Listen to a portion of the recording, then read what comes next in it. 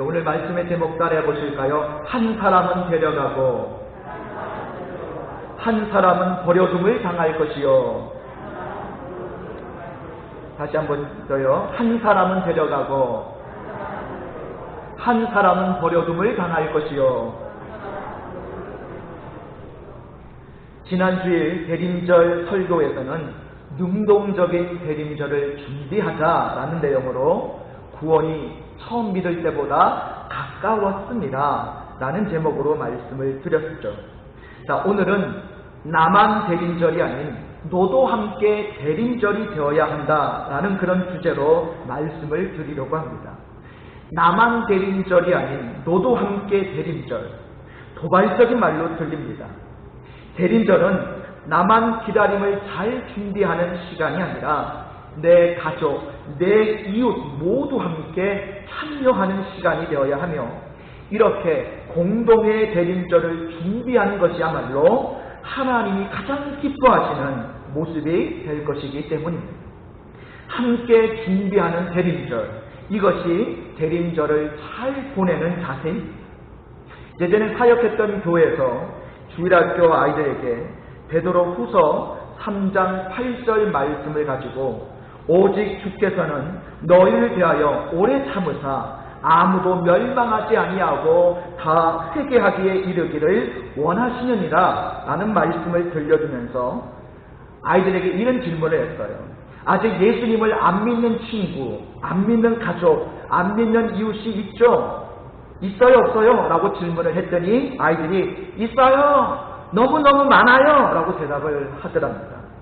그런데 이 주일학교 어린이들에게 하나님께서는 믿지 않는 사람들이 예수님 안 믿고 나쁜 일 하고 거짓말하고 다녀도 오래 참고 계셔요. 왜냐하면 하나님은 그 사람들 모두가 다 회개하고 우리들과 같이 함께 믿기를 원하시기 때문입니다. 여러분들이 아직 믿지 않는 친구들, 가족들, 이웃 사람들이 빨리 회개하고 예수님 믿기를 기도하고 복음을 전하는 그런 어린이들이 되세요 라고 말씀을 전하자 친구들이 네, 아멘 크게 대답을 했던 기억이 납니다.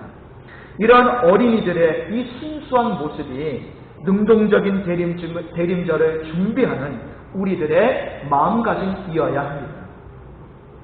오늘 본문이 있는 이 마태복음 24장은 이른바 종말장이라고 이름이 붙여져서 앞으로 다가올 세상의 멸망의 시점에 다다를수록 일어나게 될 여러 가지 현상들에 대해서 우리 주님께서 예언을 하신 그런 내용입니다. 말세가 가까워지면 어떤 일이 일어나게 될까요? 오늘 3절에서 14절에 보면 그 말세의 징조들에 대해서 언급을 하고 있는데요. 4절과 5절에 보면 자칭 그리스도라 칭하는 거짓 선지자들이 나타날 것이고 또 6절과 7절에는 난리와 민족 간의 분쟁, 기근과 지진이 일어날 것이고 그리고 9절에 보면 그리스도인들에 대한 대대적인 박해와 죽임당함이 일어날 것이고 또 10절에는 믿는 자들의 실족, 교회 내부에서 항호, 고발과 서로 미워함이 일어날 것이고 11절에 보면 많은 거짓 선지자가 많은 사람을 미혹할 것이고 그리고 12절에 보면 불법이 판을 치고 사랑이 식어질 것이다 하고 그렇게 우리에게 말씀해 주고 있습니다. 자, 여기에 더하여서 15절부터 28절까지 말씀을 통해서는 큰 환란이 일어나고 여기저기서 큰 표적과 기사를 일으키는 거짓 선지자들의 미혹이 있을 것이다 라고 예언을 하고 계셔요. 예수님이 말씀하신 이 말세의 징조가 이렇습니다. 제가 보기에는 아주 보수적으로 이 구절을 해석한다고 해도 지금 현재의 시대 상황에 비추어 보면 지금이 곧 종말의 시대에 너무나 근접해 있다라는 생각이 듭니다. 여기서 조금만 강도가 세져서 상황이 악화되면 주님은 곧 오실 것이라 생각이 듭니다. 전쟁이 일어나면 미친 사람은 더 미치고 정상인 사람도 미치게 된다라는 말이 있습니다. 말세도 마찬가지입니다. 제정신이 아닌 세상, 미쳐가는 세상이 이 말세의 현장이고 그 그림자에 덮여져 있는 시대를 망각하고 살아가는 사람들이 너무나 많습니다. 여러분, 때가 멀지 않았습니다. 정말 우리가 성령으로 깨어 있어야 하고 근신하며 기도하지 않으면 도둑같이 그날이 오고야 말 것입니다. 예수님이 이 땅에 다시 오실 때 어떤 모습으로 오실까요? 성경에 말씀하신 그대로 오실 줄 믿습니다. 사도행전의 기록을 보면 예수님이 승천하시고 난 후에 흰옷 입은 두 천사가 이렇게 말씀을 전하죠. 너희 가운데서 하늘로 올려지신 이 예수는 하늘로 가심을 본 그대로 오시리라 라고 그렇게 이야기했습니다. 오늘 본문이 있는 24장의 29절에서 31절에서도 예수님이 재림하시는 장면이 나옵니다.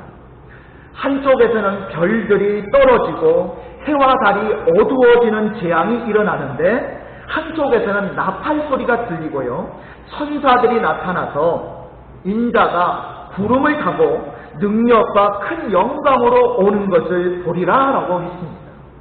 우리 주님은 반드시 이런 모습으로 오실 줄 믿습니다. 이 장면을 상상해 보면 세상이 멸망하는 장면과 구원자가 오시는 장면이 서로 오버랩되면서 한쪽은 통곡과 비명의 소리가 들리고 한쪽은 찬양과 기쁨의 함성이 들리는 듯합니다.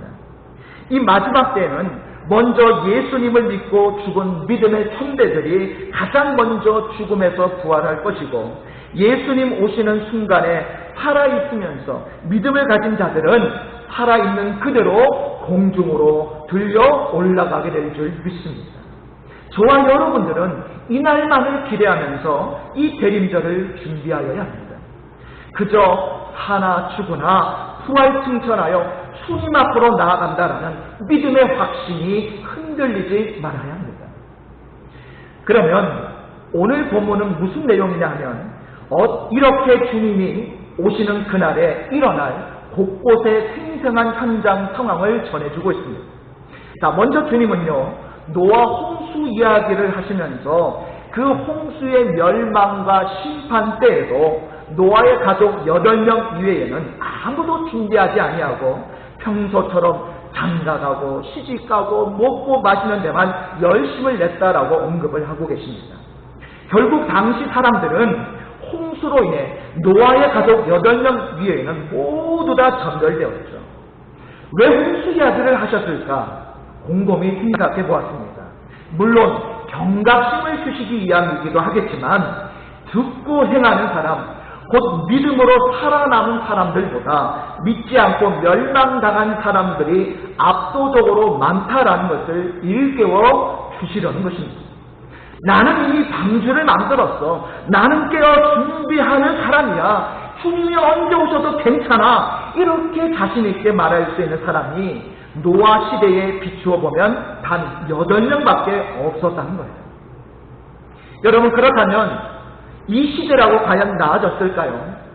이 시대는 예수님으로 인해 8명만이 아니라 훨씬 더 많은 사람들이 복음을 받아들이고 믿음으로 이 구원의 길을 걸어가고 있지만 아직도 이 세상에는 구원받지 못한 자들이 구원받은 사람보다 훨씬 많다는 것입니다.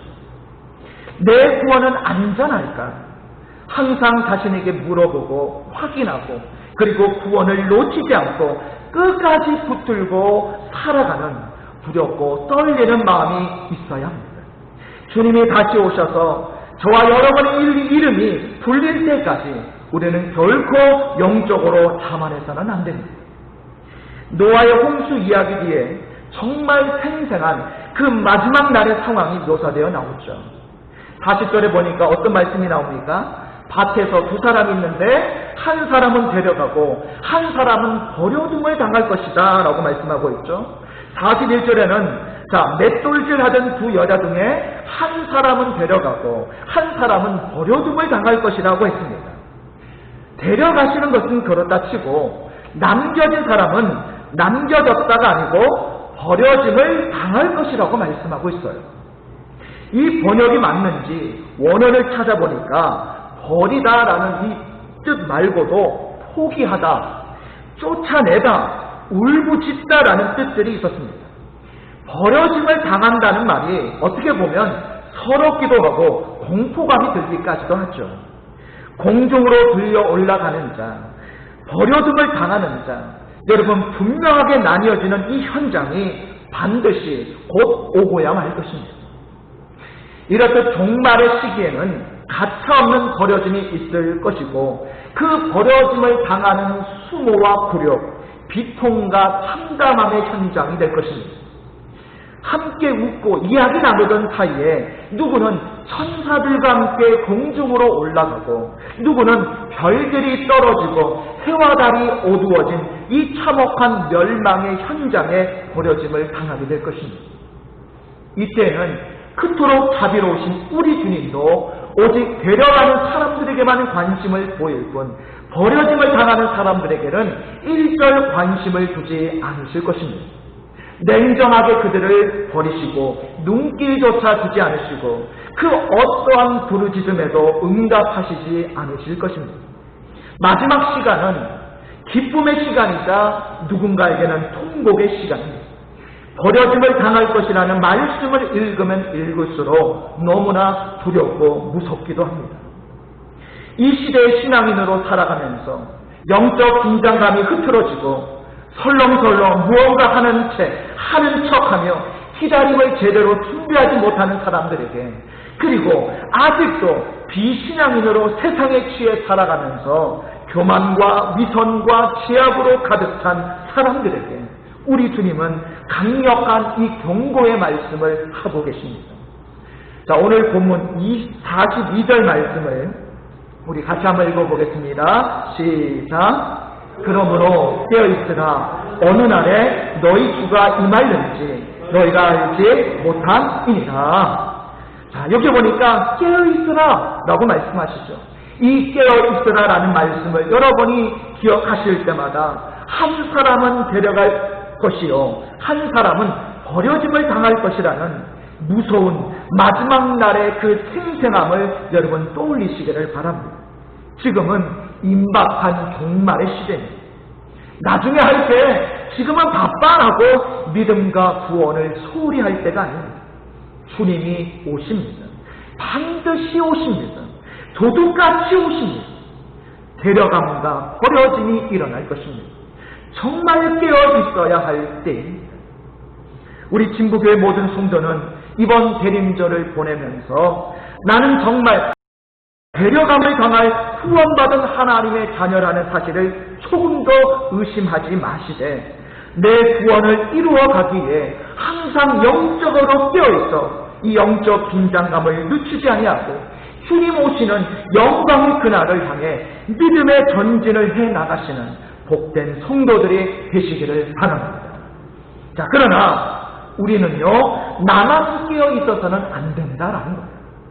함께 밭에서 일하다 버려짐을 당할 나의 친구들, 함께 맷돌질 하다가 버려짐을 당할 나의 가족들, 또 어디에선가 이 버려짐을 당할 수 있는 나의 지인들, 이웃들을 우리가 그냥 방치해 두어서는 안 될 줄 믿습니다. 그들은 길을 모르는 사람들이고 방향조차 잡지 못한 우리가 긍휼히 여겨야 될 그런 인생들이죠. 데려감의 은혜를 받은 우리가 버려짐을 당할 처지에 놓인 이 불쌍한 인생들을 반드시 영생의 길로 인도해야 합니다. 나만 대림절이 아닌 너도 함께 대림절이 바로 이 버려짐을 당할 내 가족, 내 이웃을 먼저 생각하라는 말씀인 겁니다. 내 구원을 위해 주님을 간절히 기다리는 것이 1차 능동적인 기다림이라고 한다면 내 가족, 내 이웃을 향해 복음 전하는 일을 감당하는 것은 우리 모두에게 주어진 2차 능동적인 대림절의 임무인 것입니다. 우리 진북의 모든 성도들은 이번 대림절이 나만 대림절이 아니고 너도 함께, 우리 모두 함께 대림절이 될 수 있도록 복음 전도의 헌신자들이 다 되시기를 바랍니다. 자, 그러면서 오늘 본문 41절에서 51절에는 이제 착하고 지혜로운 종과 악한 종에 대해서 이야기를 하고 있어요. 자, 주인은 이 종에게 때를 따라 돕는 양식을 주면서 그 집안의 사람들을 돌보게 하도록 그런 임무를 주었죠. 그러나 이 종은 주인이 더디 오리라 생각하고 집안 사람들에게 양식을 나눠주기는커녕 동료들을 때리고 술 친구들하고 먹고 마시면서 흥청망청 살았습니다. 그러자 생각하지도 못한 어느 날에 이 주인이 다시 돌아와서 그 악한 종을 엄히 때리고 그동안 외식했던 모든 일들에 대해서 벌을 내리게 됐죠. 허랑방탕했던 종의 종말은 끝에 나와 있는 말씀처럼 슬피 울면서 이를 갈리라 라는 말씀으로 막을 내리고 있습니다. 이 종의 비유에서 보듯이 주님의 오심을 기대하며 능동적으로 준비하는 사람은 하나의 임무를 부여받는다라는 거예요. 때를 따라 돕는 양식을 나누어 줄 수 있는 종과 같은 막중한 책임을 받게 됩니다. 자, 바로 여기 있는 우리들이 그러한 의무를 부여받은 종들이라는 말씀인 거예요. 그러나 오늘 여기 나오는 이 종의 불순종하는 모습처럼 내 자신이 영적으로 먼저 깨어있지 않으면 부여받은 임무는커녕 능동적인 준비도 하지 못한 채 결국 엄한 징계만 받게 된다는 교훈인 것입니다. 우리는 이 어리석고 악한 종의 전철을 절대로 밟아서는 안 될 줄 믿습니다. 우리의 주인이신 우리 주님은 때를 따라 도울 수 있는 기쁨의 좋은 소식, 복음이신 우리 주 예수 그리스도를 우리 모두의 마음 안에 넉넉하게 채워주셨습니다. 우리가 할 일은 우리 주님으로부터 들은 이 생명의 양식을 나누어주고 또 나누어주는 일에 힘써야 합니다. 이 일을 열심히 할 때 기다림의 소망은 현실이 되고 마지막 때의 시기가 눈앞에 다가왔을 때 나도 데려감을 받는 선택을 받고 나뿐만 아니라 내 가족, 내 이웃들까지도 거뜬히 데려감을 받는 그런 기쁨의 시간을 맞이하게 될 줄로 믿습니다. 우리 주님은 우리 모두에게 사랑하는 모든 가족과 이웃이 함께 공중으로 들려 올라가는 은혜를 선물로 주시고자 합니다. 마태복음 24장은 분명히 종말에 대한 경고와 함께 깨어있을 것에 대한 두렵고 무서운 권면이지만 동시에 이렇게 데려감을 확신하는 기쁨의 장이요, 나만 대림절이 아니고 너도 함께 대림절이라는 큰 소망이 담겨있는 그런 장입니다. 여러분, 가족들의 얼굴, 알고 지내는 친구들, 그리고 이웃 동료들의 얼굴을 한번 떠올려 보십시오. 많은 사람들이 스쳐 지나가시죠. 그 사람들이 오늘 당장 주님이 오셔서 비참한 지경에 버려짐을 당할 일을 여러분 한번 상상해 보십시오. 끔찍하고 절대로 있어서는 안 될 일이지 않습니까?